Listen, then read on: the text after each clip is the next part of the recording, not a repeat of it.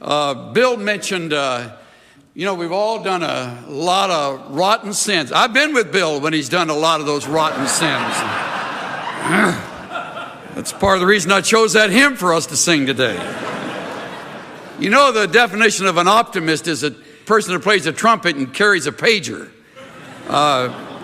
It'll take a moment for you to...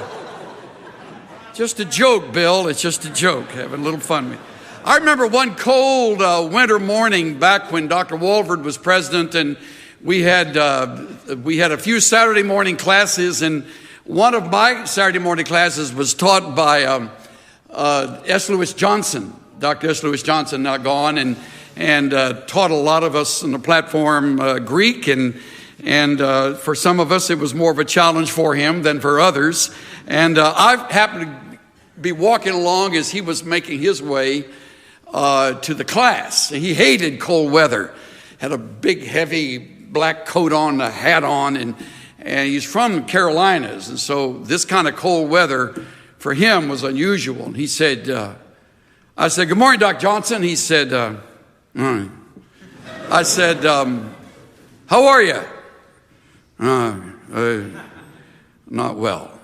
"You know the problem with this school, Chuck?" I said, "No, sir." "Run by a bunch of Yankees."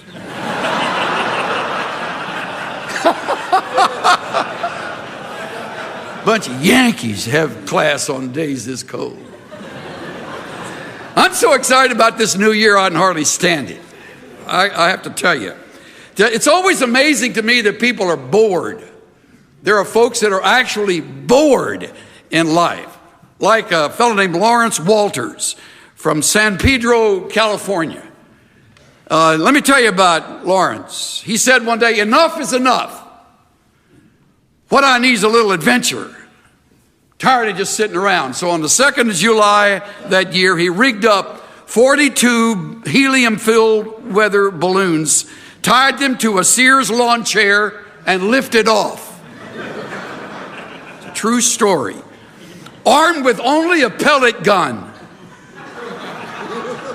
to help handle the elevation issues. Before he knew it, he was shocked to realize he was 16,000 feet high. Walters sort of had his breath taken away about that level. Mine started getting a little fuzzy. He wasn't the only one surprised. Pilot in a Southwest airline radioed the tower and said, "Some guy is in a lawn chair floating across the sky."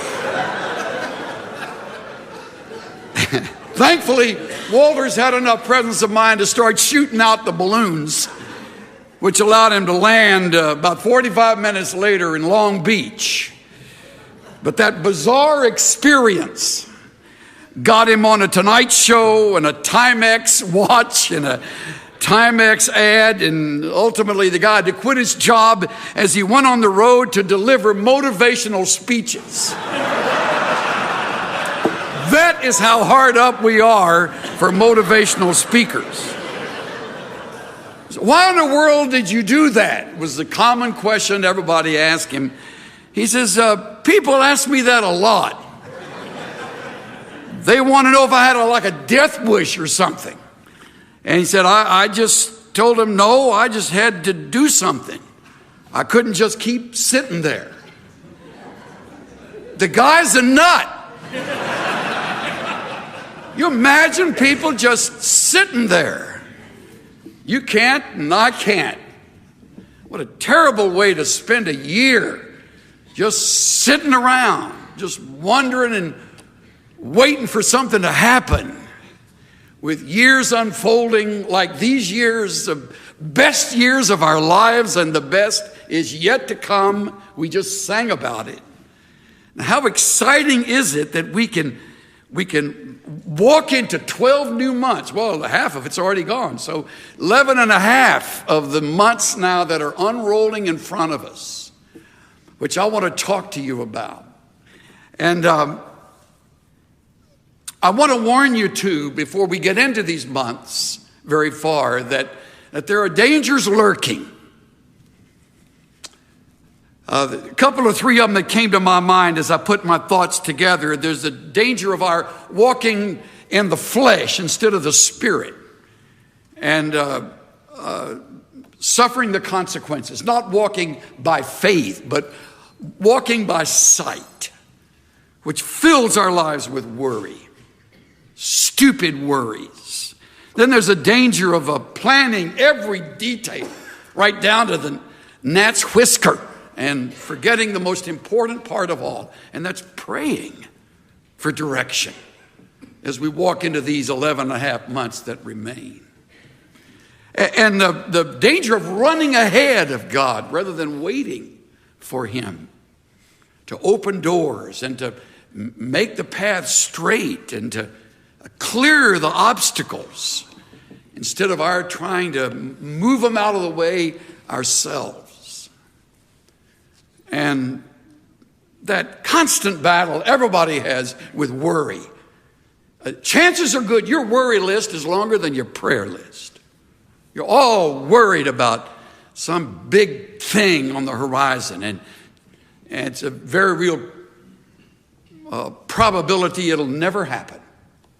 My worst worries and fears never realized throughout my life. And of course, the greatest of all the worries is the worry regarding when our last day will come. That's a serious issue. Of course it is. Peter Marshall, while he was chaplain of the Senate during the days of the Second World War, loved to tell the story. It was an old legend of a merchant in Baghdad who one day sent his servant to the market. And before very long, the servant came back white and trembling, and he said to his master, "Down at the marketplace, I was jostled by a woman in the crowd. And when she turned and looked at me, I looked right in the face of death. Death jostled me. She made a threatening gesture. And he said, 'Master, please lend me your horse. I must hasten to avoid her. And I will ride to Samaria, and there death will not find me.' Of course, the master lent him his horse, and he galloped away. And that afternoon, the same master made his way into the market, ran into the same old woman, walked up to her and said, 'Why did you frighten my servant this morning? Why did you make that threatening gesture?' Her response was, 'That was not a threatening gesture.' Death said, 'It was only a start of surprise. I was astonished to see him here in Baghdad. You see, I have an appointment with him tonight in Samaria.'"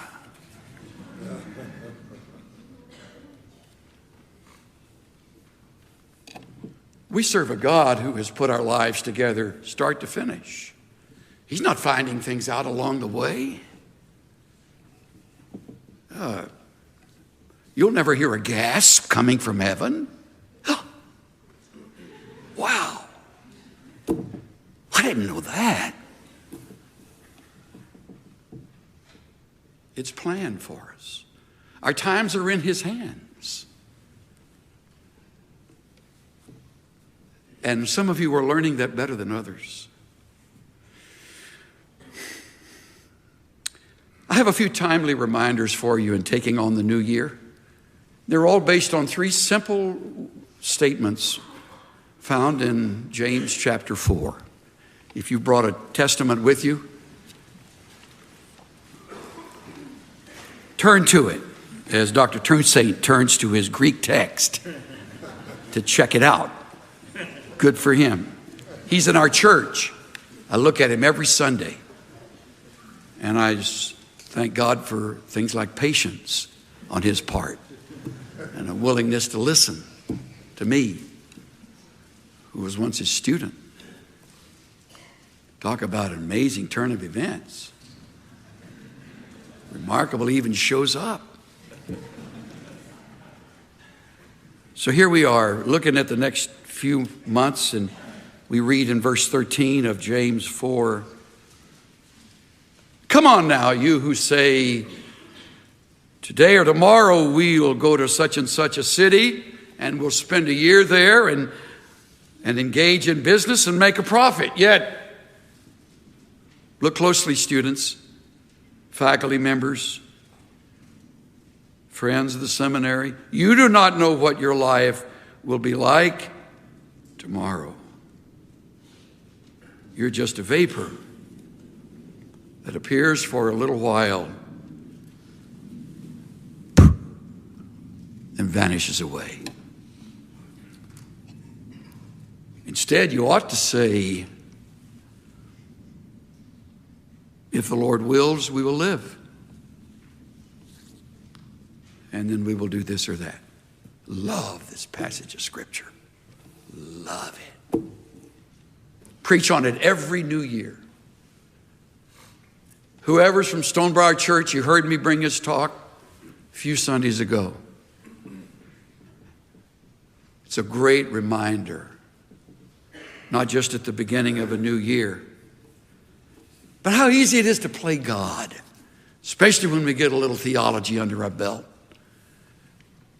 It's easy to think we got him figured out. I remember when Donald Gray Barnhouse up in Philadelphia used to stand before a simple microphone, a Bible in his hand, and he'd take questions from the audience, called it open forum.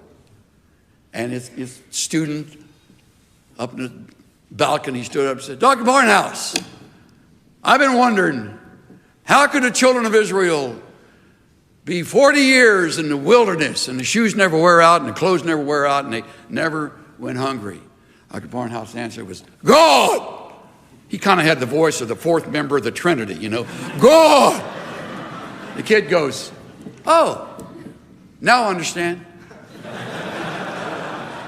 Barnhouse said, no, you don't, son. Nobody understands. Isn't that great? Nobody understands. We got an old year that's passed. We got a new year coming.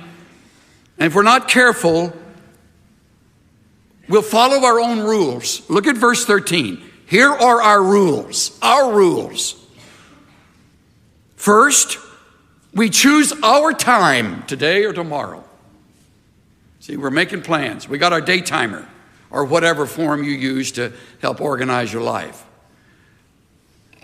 So we choose our own time, today or tomorrow. Second, we select our location.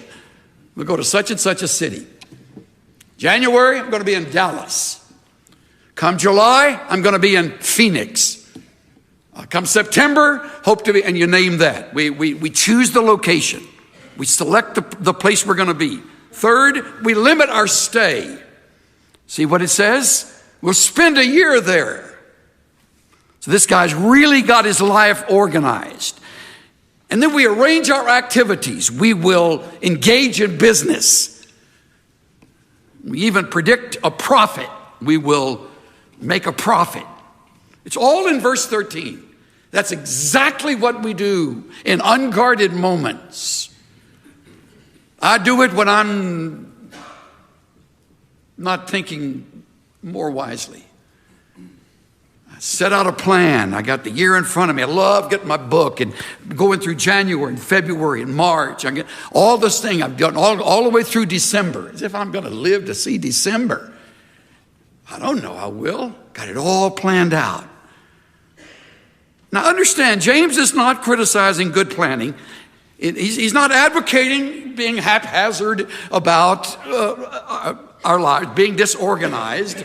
Book of Proverbs, which I'm reading with one of our grandsons. Every day we're going through a chapter in the Proverbs. We're going to do it all year long. Here I go again. Maybe.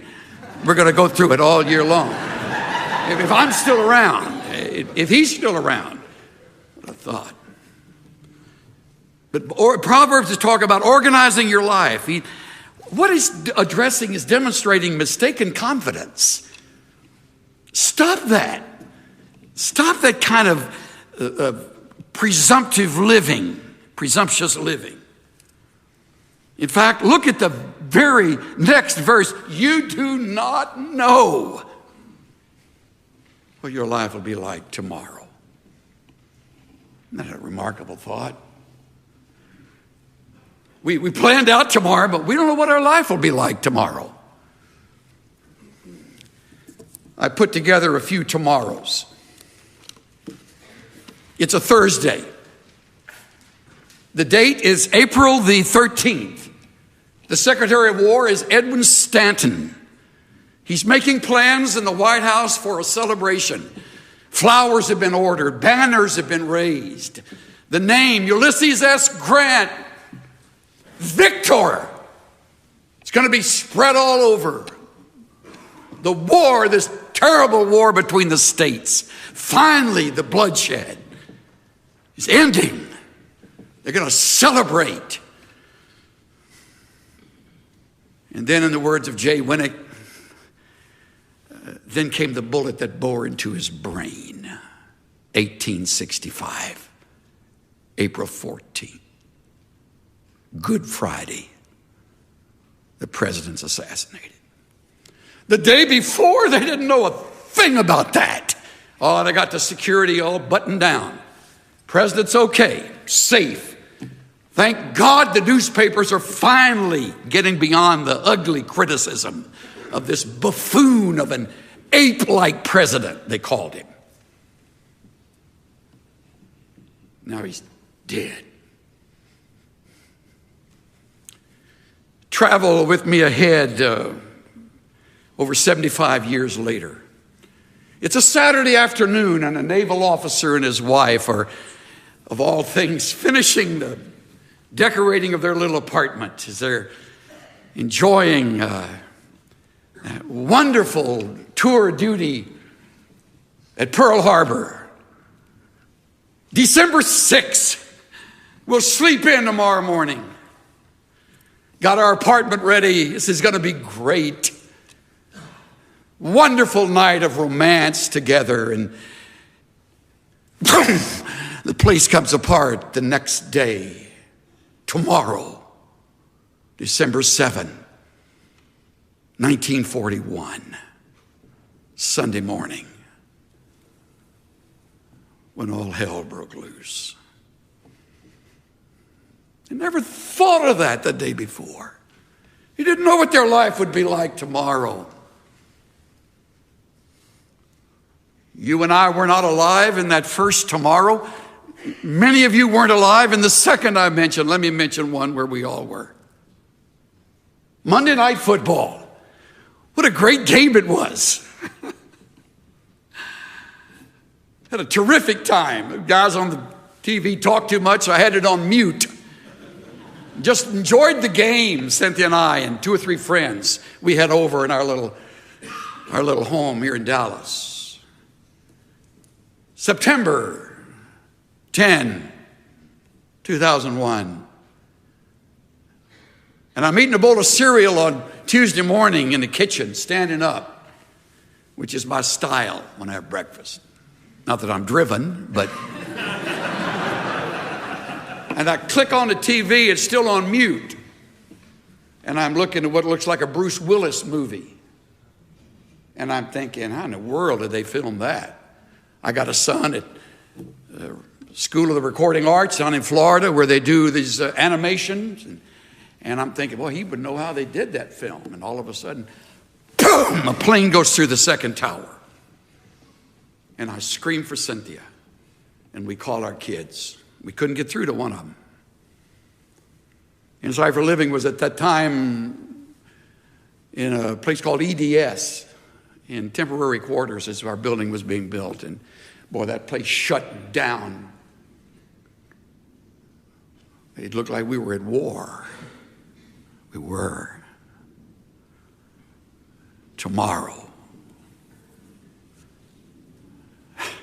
Isn't that amazing? I mentioned a Thursday in a week. I mentioned a Saturday afternoon, and in an otherwise delightful week, I mentioned a Monday, where, by the way, I read later, 12 investors had met on the 101st floor saying, tomorrow morning we meet and carry out this plan. Come early, and they did. And they never got out of the South Tower. You do not know what your life will be like tomorrow. Nor do I. Suddenly it makes sense, doesn't it? Oh, James, writing way ahead of his time.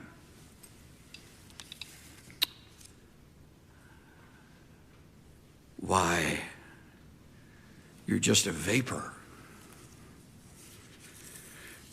You're just a vapor.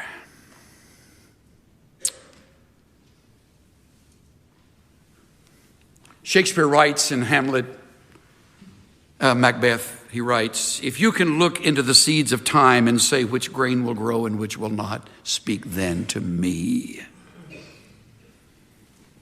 No wonder there's such a run on astrologists. Stupid game plan in life. Guide your life by the stars. They don't know either. But we long to know people who know tomorrow.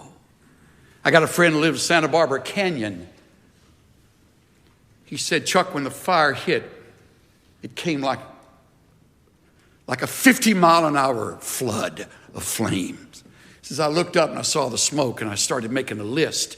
I called my dog over and I got my dog next to me and I'm putting my list together. And I got out of there with a car, a dog, and my list.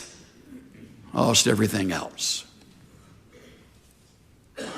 You don't know what your life's going to be like tomorrow. So, what do we do? Let me give you some things to write down. I've said one of them over and over again, so you hopefully have put that down. You have no knowledge of what tomorrow holds.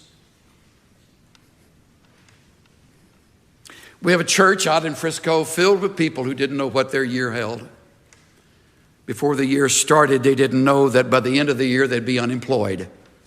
Whole bunch of white-collar workers unemployed now. Not just white-collar workers. One lady didn't know she'd face serious surgery. When they cut her open, they just sewed her back up. It's inoperable. Healthy looking, attractive, a young grandmother. One family didn't know they'd lose the man of the house. 50-year-old pilot with Delta. Layover in Amsterdam. He and his co-pilot friend, flown together for years, went to school together. Decided on their layover, because you have to lay over to get your sleep back so you feel okay to fly back across the pond. And while they're in Amsterdam, this pilot friend of mine and the co-pilot they say to each other, let's go bike riding. Boom, hit by a bullet train, gone. Could hardly find their remains. The family didn't know they'd be without a man of the house. This isn't dramatic stuff where we made a movie out of. This is real stuff. I can give you names to every one of these people. It goes on. There was a family that discovered their 15-year-old son is now on drugs. At the top of his class. Got a drug problem he's kept secret for 2 years. He also been messing around with pornography. All that's come to light. The other side is we have a couple that thought they'd be single forever, and they've fallen in love with each other, and they can hardly wait to get married in April. They didn't even know each other at the beginning of last year. How exciting is that? I got a pastor friend who was at Schofield Memorial Church, and he's now in Fargo, North Dakota. Ah! And I'm driving along in my truck yesterday, and I hear in Fargo it's 37 below zero. I prayed for Matthew St. John. We have friends from that church, his friends that are from that church that were visiting our church a few Sundays ago, and they took my hand like they were about to pass out, and they said, pray for our new pastor. He has no idea what winter is like. I mean, we shut down schools when it gets to 20 in Dallas. 37 below zero. I could go on. You do not know. How about finances? How about finances? I would like to announce today that we're going to take that 200,000 surplus and give it to all the students. I would like to announce that. We're not going to do that, but I would like to announce that today. Yancey wrote this in the last page of the January 09 issue. Listen to this. As analysts began picking through the ruins of the financial collapse, they started dusting off old-fashioned words like greed, moderation, integrity, and trust.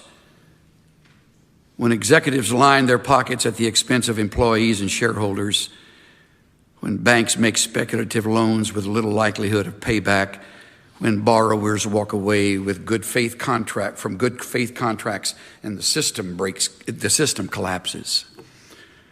A functioning economy is held together by a thin web of trust.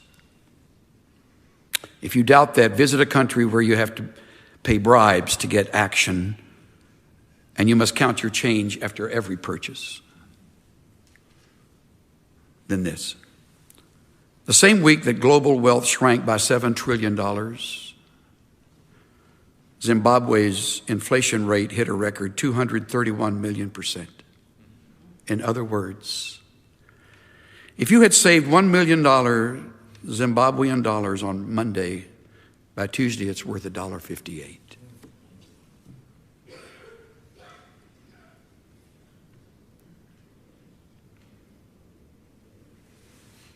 You have no knowledge of what tomorrow will bring. Second, you have no assurance of a long life. I preached this many times before I ever let the text say what it's saying. And I found that pauses are worth more than words. You are just a vapor, appears for a little while, then vanishes away. Instead, you ought to say, if the Lord wills, we shall live. Pause. And if the Lord wills, we shall do this or that. You have no assurance of a long life. You see the word he uses to describe our lives? Vapor. Atmis, A-T-M-I-S in the Greek. We get our word atmosphere from it. Puff of smoke is the way one renders it. Another, a wisp of fog. All these hot shots running around three-piece suits, looking like big deals. Driven around in limousines, think they got life by the tail. Their life is like a wisp of fog. I bury them earlier, younger now than ever in my ministry. I should have kept a record of the 40 and 50-year-olds I've buried in the last 2 years. It's remarkable.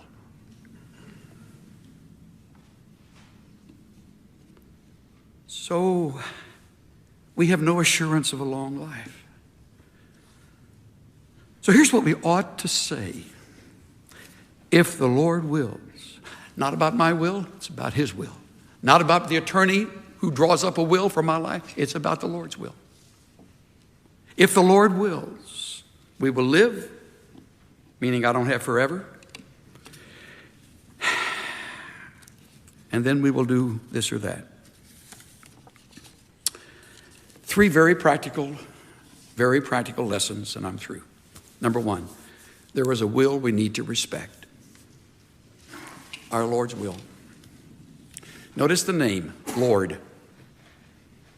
I don't need to remind you of all that includes. Our Master. There is a will we need to respect. This, by the way, will guard us from pride.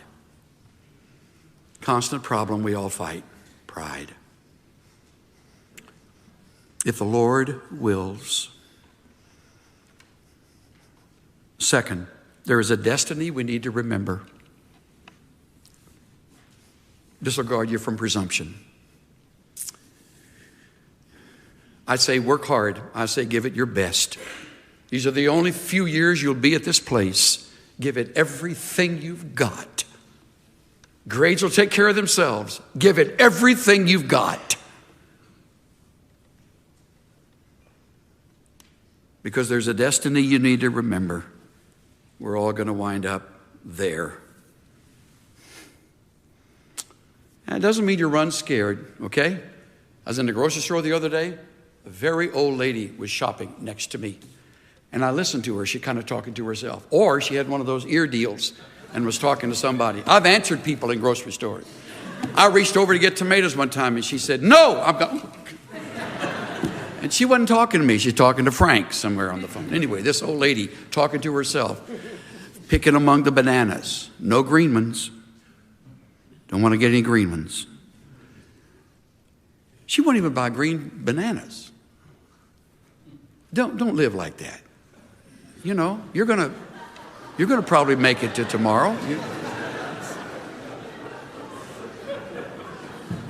So there's a destiny we just need to be remembering. But here's the third and the last. There's a life we need to realize. And this will guard you from procrastination. For goodness sake, live.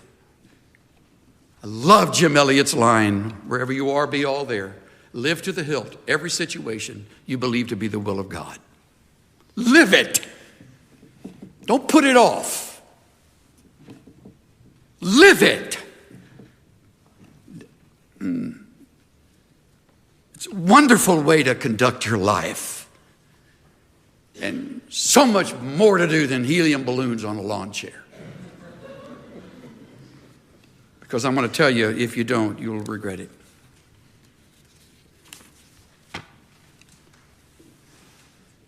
My brother-in-law opened the bottom drawer of my sister's bureau and lifted out a tissue-wrapped package.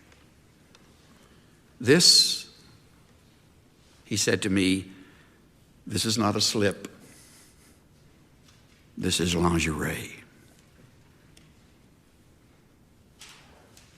He discarded the tissue and handed me the slip. It was exquisite silk, handmade, trimmed with a cobweb of lace. The price tag with an astronomical figure still on it, still attached. Jan bought this the first time we went to New York at least 8 or 9 years ago, but she never wore it. She was saving it for a special occasion. Well, I guess this is the occasion. He took the lovely slip from me and put it on the bed with the other clothes we were taking to the mortician. His hands lingered on the soft material for a moment, then he slammed the drawer shut. Stood there and then said, don't ever save anything for a special occasion. Every day you're alive is a special occasion. I remembered those words through the funeral and the days that followed, when I helped him and my niece attend to all the sad chores that followed an unexpected death. I thought about them on the plane ride returning home from the Midwestern town where my sister's family still lives. I thought about all the things she hadn't seen or heard or done. Thought about the things that she had done without realizing they were all special. I'm still thinking about his words to me, and they've changed my life. I'm not saving anything now. We use our good china and crystal for every special event, such as losing a pound, getting a sink unstopped, the first camellia blossom in spring. Someday, and one of these days are losing their grip on my vocabulary. If it's worth seeing or hearing or doing, I want to see and hear and do it now. Now. I'm trying very hard not to put off, hold back, or save anything that would add laughter and luster to my and our lives. And every morning when I open my eyes, I tell myself, this is a special day.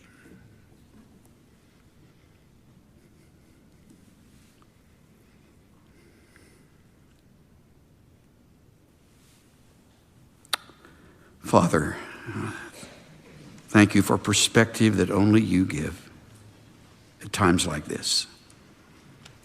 You have an amazing way of never decreasing our joy, but reminding us of the brevity of life and the necessity of living it. Thank you for the warnings against pride and presumption, against procrastination. Help me to live this better than I could ever preach it. Thank you for the year. By your grace, we'll live it. And if it's in your will, we'll see the end of it. Thank you that it's well with our souls because of Christ.